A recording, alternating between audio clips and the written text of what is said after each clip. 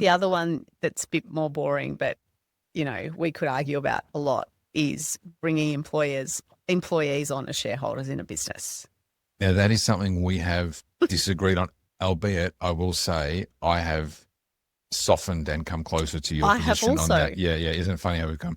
So let's say but I still don't like it. No. So 5 years ago, we would have been like in totally opposite camps, that you would be of the view, I don't want to speak for you, but that if you bring any shareholder into your business, you're inviting trouble down the line. Is that a fair summary? Don't do it. Right. Okay. And I'm of the view that the way incentives work, the way human reward systems work, is that if you have elite talent, you should be making them an equity holder as soon as possible as a barrier for keeping them. Mm-hmm. Does that make sense? Mm-hmm. Now, at the time, you're like, yeah, of course that makes sense logically. But then when you go play it out over 5 years, what happens? And I'm like, oh. And of course, over years, you see more and more examples of things going right, things going wrong. And I have softened my view. 5 or 7 years ago would have said, I want as many people as possible to have small amounts of equity in the business so they feel like they have ownership in the outcome. Yeah. Right.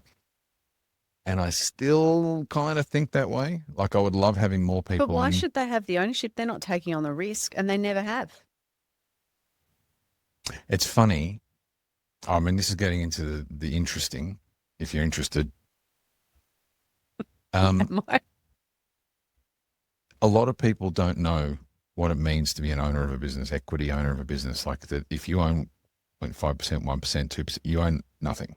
Like you have no rights. You're totally at the discretion of the majority shareholder, right? But people like the idea of being a shareholder in their business.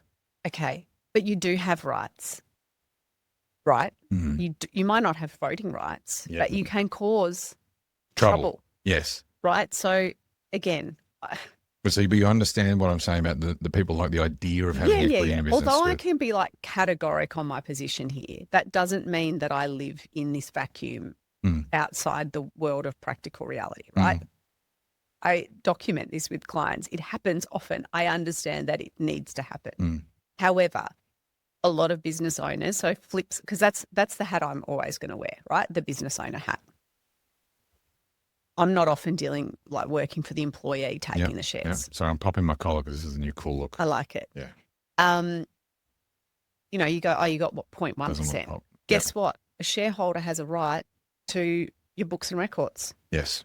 All right. So previously, your employee, I mean, you're not going to be untruthful, but they're not seeing everything. Things you might be into reasonably as a business, you might be buying a car of this cost every 2 years, let's say, and because you've been a sole owner, you haven't had to answer to anyone, and then all of a sudden you got a minority owner who's like, hang on a minute. And where does the minority owner get their benefit from? This collar isn't working. I'm putting it down. Put it down. They get it out of profits, dividends from the shares, which are real profits. Now, you don't get real profits if you're buying a new company car every 12 months or whatever. Yep. And it might be like, why are you using my profits to buy your car? Right. So it doesn't matter what percentage, you can create trouble. So there's that. You can go to court. This is, I just find this like the sooky person's go-to, but there's a concept called shareholder oppression. And it exists to kind of tip the scales a little bit so that a majority shareholder can't screw. Bully them, yeah. Well, that's a nice way of putting it, but it's not bullying, but you could just make a decision as a majority shareholder that just steamrolls over. Yeah.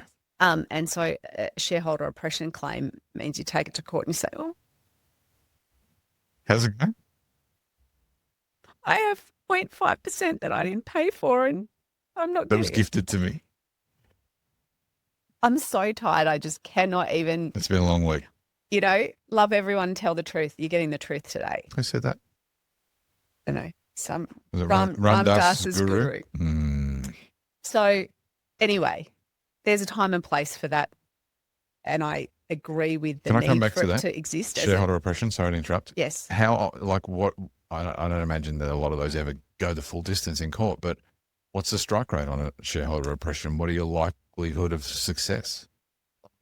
When the judge be like, it has to exist. And the tricky part is that often a minority shareholder will consider that they're being oppressed, but there will be and it might be a very cleverly used tactic that's the issue.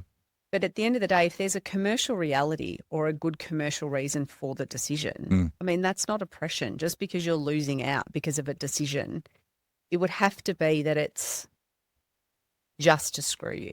So what if someone, let's say someone's a vast majority owner and they're driving around in a $100,000 car generally, and one day they just decide to buy a $500,000. I don't know. I have to scrub up on that. Interesting. I can't answer that question. I've never come across it, to be honest. Like I've actually, of all the times I've dealt with owners and I've never actually they do go to court. They're expensive. They're expensive cases to run. Yep. Anyway, so all I'm saying is these things exist. Doesn't matter how small the share is. Things change in your business when you take on someone as a formal shareholder. You're accountable, right? It's different. Very, very different. There are things that you might want to do that shareholder can stop you from doing, whereas you... Or at least make it difficult to do, yeah. Right? And look, you can deal with all these things in shareholders' agreement, but at the end of the day, it's like a marriage. And just because that person doesn't have the vote, you're still in a marriage. Yep. And it's hard to unwind if things go south. Yeah, and when it goes south like that, I have seen a lot of times where the partnerships have... I'm always just like, just give a profit share.